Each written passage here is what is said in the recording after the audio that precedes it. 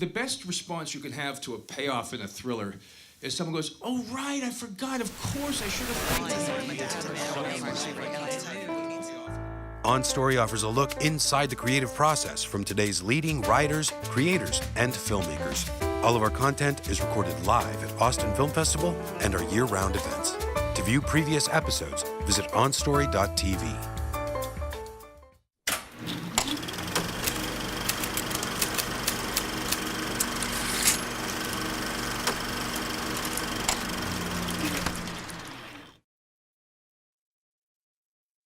On Story is brought to you in part by the Alice Clayburgh Reynolds Foundation, a Texas family providing innovative funding since 1979.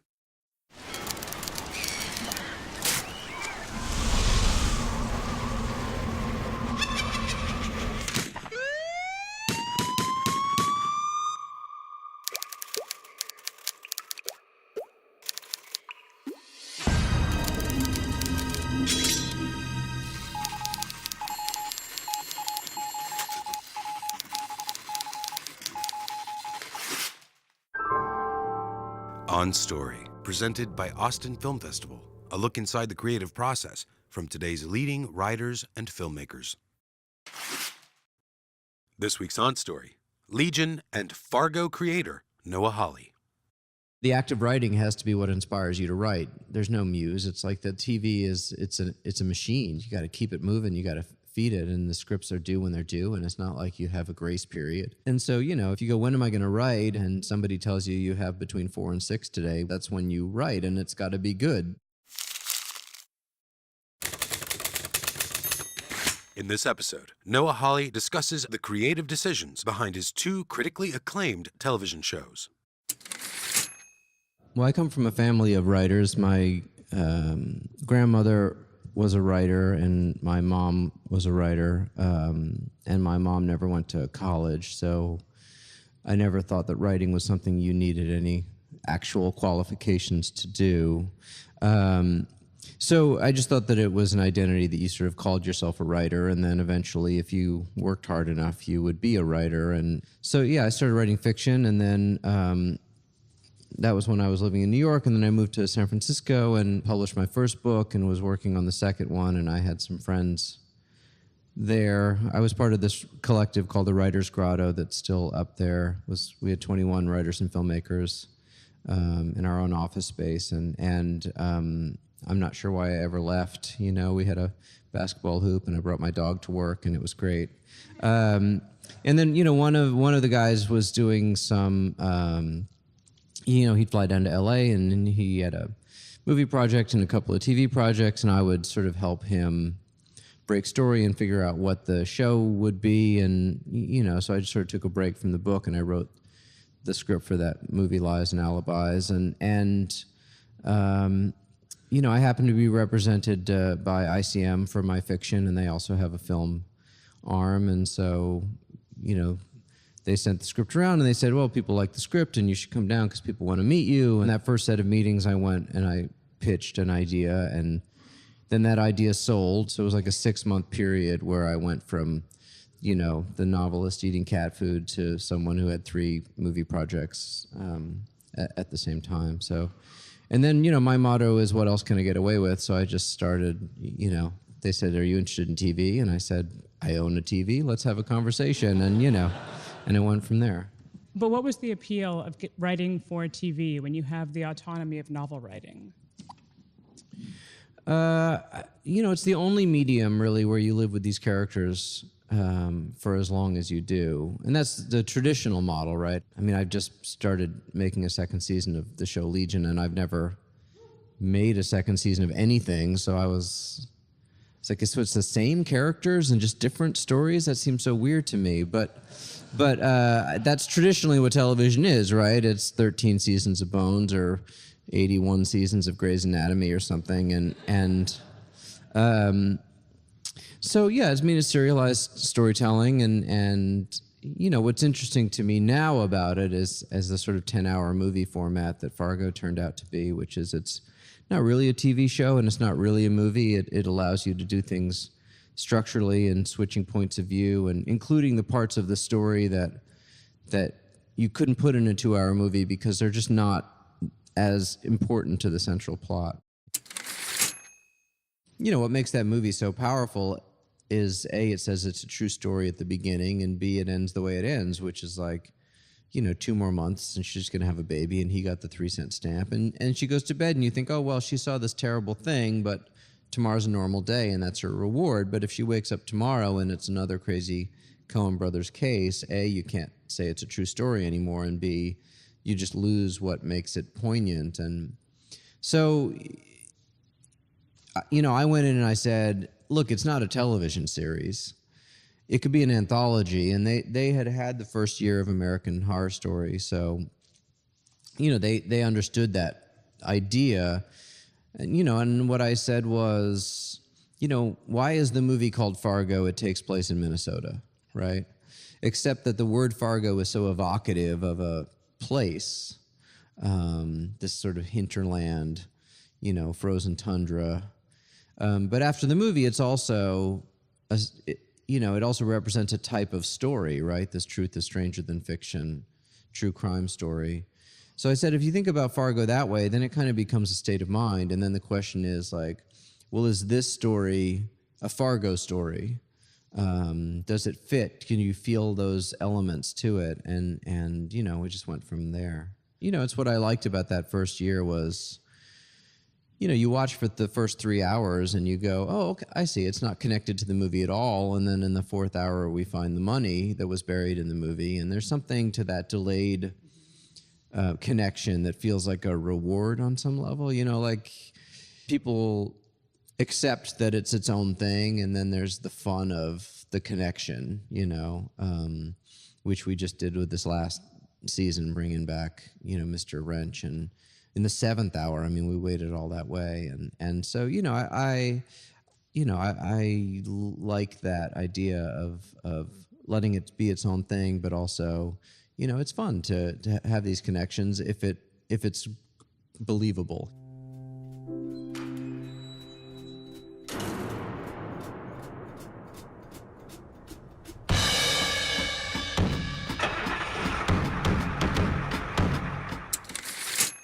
You know, when I go to the canon, right, the urtext of the Coen Brothers' work, and I go, is there a corollary, right? And you know, so you look at The Man Who Wasn't There. It's like there's a UFO in the Man Who Wasn't There, and a lot of UFO imagery, and it takes place in the 50s when that was a big kind of paranoia. But you know, the late 70s was also a time of paranoia where, you know, the conspiracy did go all the way to the top, and Close Encounters had come out the year before, and Star Wars, and there was a lot of this sort of UFO mania. And I also found a story with, you know, a Minnesota state trooper who had what he claimed was a UFO encounter, et cetera. And so, I don't know, again, it felt right. You know, I remember the MGM executives coming to take me to lunch in the early days of the writer's room, and they said, you know, what can you tell us about season 2? And I said, well, we're going to make 3 fake Ronald Reagan movies, and there's a UFO. And they said, no, really, what can you tell us about season 2? So, you know, I kind of know that I'm doing it right when I'm scaring some people. But yeah, I mean, I don't know, this last year, you know, we end up in a bowling alley, or do we, that you know, where we see a guy who may or may not be an eternal sort of elemental figure, and part of that for me was just about, you know, the whole season was about how reality can be manipulated, and what we, you know, I mean, we know as the audience that this guy was killed randomly because he was hired, you know, by an idiot, basically. But that idiot was hired by the parole officer who was trying to rob his brother. We know that. We've seen that. And she knows that, the cop. And then David Thewlis, you know, invents this Stussy-killing serial killer who, and he finds a guy to confess, and the guy goes to jail, and now that's a fact. That happened. Like, according to a court of law, it's a fact. So there's no justice in that case, right? There's only, you know, I started to say irony without humor is just violence, right? And there's just the irony without humor to it, right? And And so all we really have is cosmic justice. And so that idea that there's this place where, this Cossack can go where he's going to get cosmic justice for his sins and the sins of his, his forebears, that seemed really important to me, so that the audience just doesn't feel like it's just a bleak, humorless, reality. Yuri. Что такой? You are Yuri Gurka, Cossack of the Plains, grandchild of the Wolves' 100.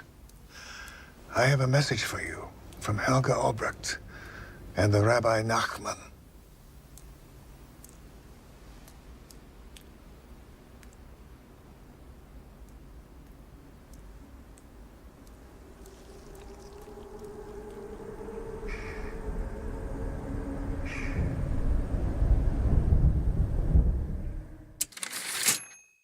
You said in a GQ interview that Fargo is the people we long to be, simple, kind, neighborly, versus the people we fear the most. And in reading that, I wondered if that also meant the people we fear that we are the most. Yeah, certainly in the world of Fargo, there's this sort of fascinating moral spectrum, right, where you sort of have Marge on one end, and she's all good. And then you basically have, I would say, Peter Stormare on the other end, who is one of these elemental characters that the Coens like, the Lone Biker, the Apocalypse, or Anton Chigurh, where you think they might not even be fully human, but they're sort of on the pure evil side. And then in the middle, what's always really interesting is you have this Bill Macy character, right, who has this moral struggle of like, he's got to choose, right? He made a bad choice, and now he could make a good choice, or he could double down on the bad choice. And what's fascinating in the movie is watching him just continue to make bad choice after bad choice. That terrible scene where he goes in, he's forgotten all about his son. Like, he's literally has a son.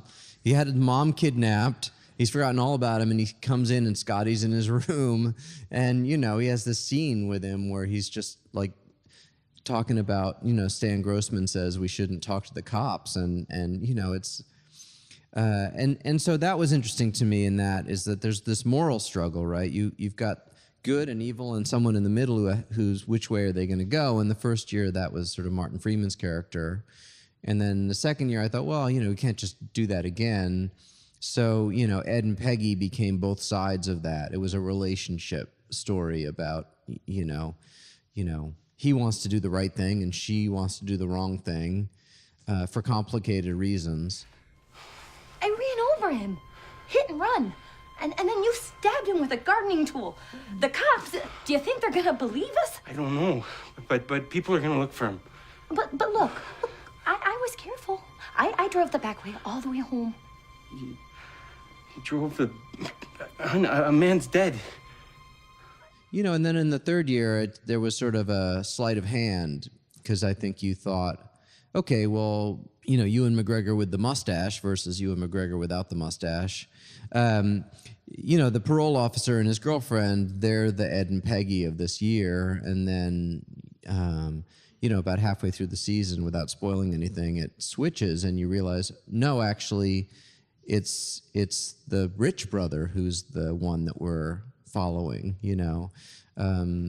So, and that, that's the challenge of the show, right, is that there's a paradigm to it of what the kind of story that it is, but you can't just tell the same story again. You have to find, well, what's the new way to approach these ideas that makes it feel like you're not just repeating yourself. Well, and I just love that even though you have, these evil or villainous characters that, whether for Freeman or Peggy, that ultimately they're the ones who are responsible for their own undoing. Yeah, no, it's true. I think a lot about that, mostly because of Patrick Wilson and Kirsten's performance, but that last big scene in the car where she's talking about how it's not fair because she knew there was more to life than just being the small town wife, and and she was so close to figuring it out, and then this stupid guy walked in front of her car, and she hit him, and you know, and then of course we know that like dozens of people have died since then because of her, and she's just so fixated on her own. I mean, you'll always hear in Fargo somebody say, "I'm the victim here," and they're always the worst person in the show. You know what I mean? But you know, I mean. And then Patrick says, people are dead, Peggy. And, you know, I mean, the miracle of Kirsten is like, what happens on her face in the next 15 seconds, I've never seen from an actor before. You know, you just see the complexity of feelings as she processes that and then can't look directly at it. And, you know, I mean, there's a lot of self-denial you have to go through in order to be a villain who thinks they're a victim. It's a lie, okay? That you can do it all. Be a wife and a mother and this self-made career woman. Like there's 37 hours in a day. And then when you can't, they say it's you. You're faulty. Like you're inferior somehow. And like if you could just get your act together. Until you're half mad. People are dead, Peggy.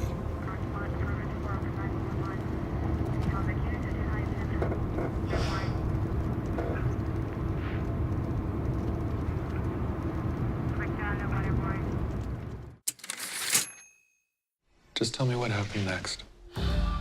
Look. I don't know. It's fuzzy.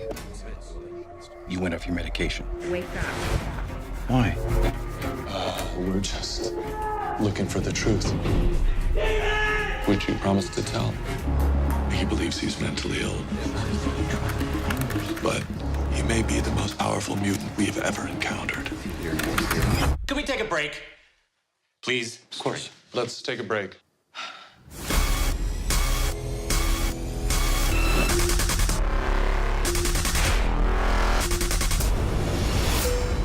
Look at me.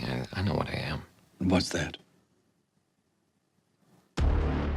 So with Legion, you know, I just wrapped that first year of Fargo, and FX kind of came to me and said, you know, there's corporate energy toward, you know, X-Men for television, and is that interesting to you? And I said, well, you know, I read those books when I was younger, and I do like the fact that, you know, the morality in that universe versus a lot of other comic universes is really kind of gray.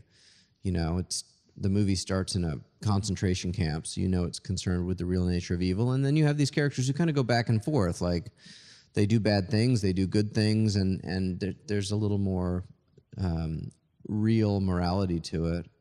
You know, I went in and met with Lauren Schuler Donner, who was a producer on those movies and a producer on the show, and she talked about, well, there were ideas to like take the sort of Hellfire Club from First Class and expand that, and I was like, yeah, I'm not really interested in sort of doing a continuation of something you did in the movies, and but you know, I was interested. This was before all the Netflix, you know, before there were 500 superhero shows,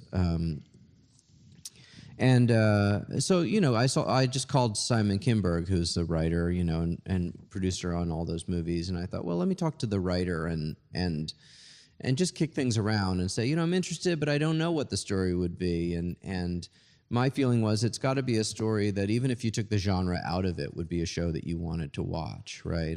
And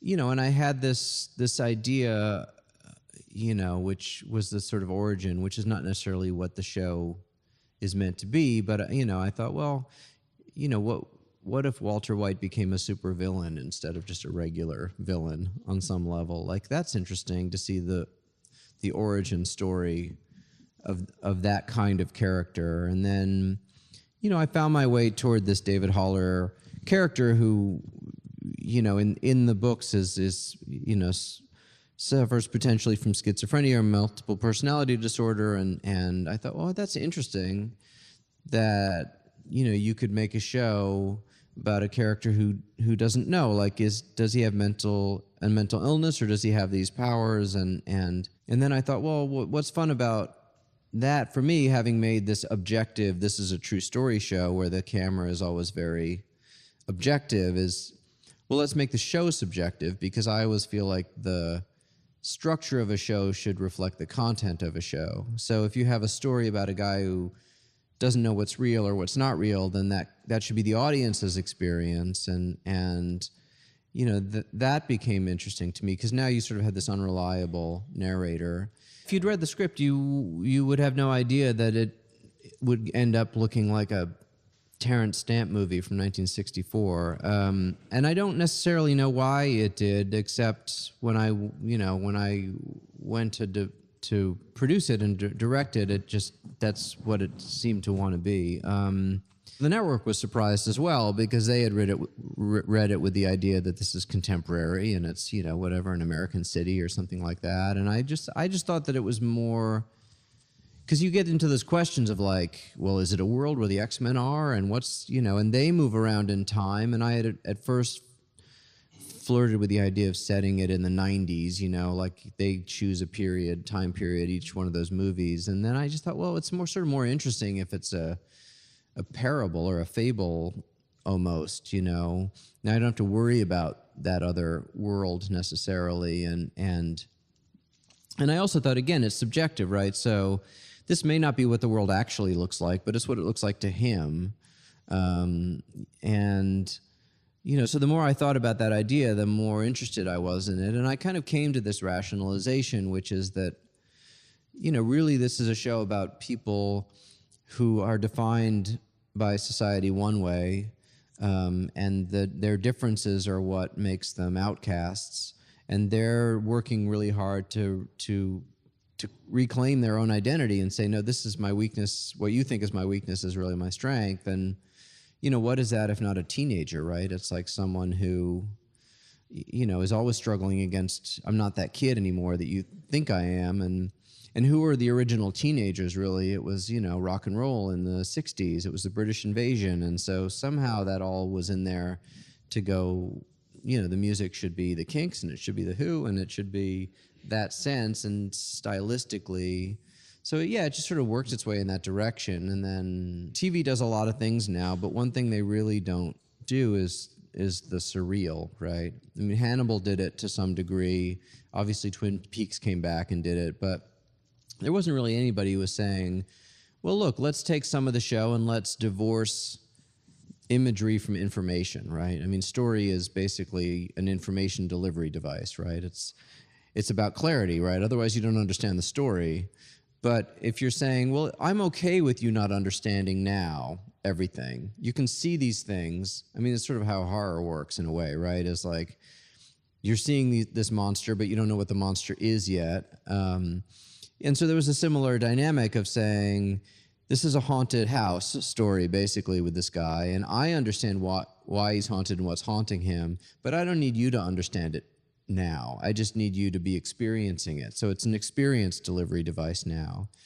You know, and the love story was really critical to saying, all right, well, he has this epic love. He meets this girl, and she's what's going to determine which way he goes. Is he going to be a hero, or is he going to be a villain? And a lot of it has to do with she's his grounding to the world, but she's also the one thing in the show that has to be real, right?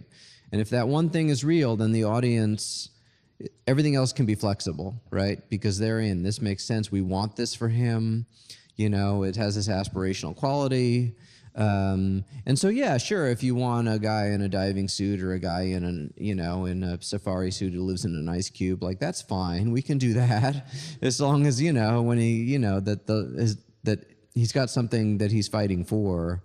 And that became the fun of it. And it was never about the sort of J.J. Abrams mystery box of like, I'm going to distract you from this question by asking you another question.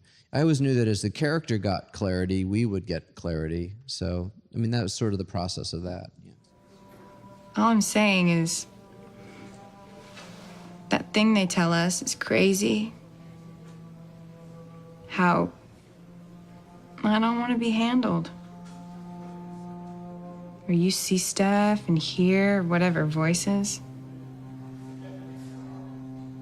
That's what makes you you.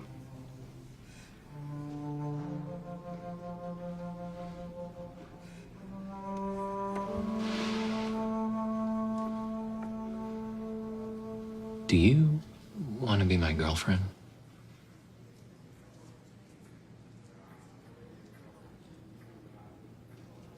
Okay.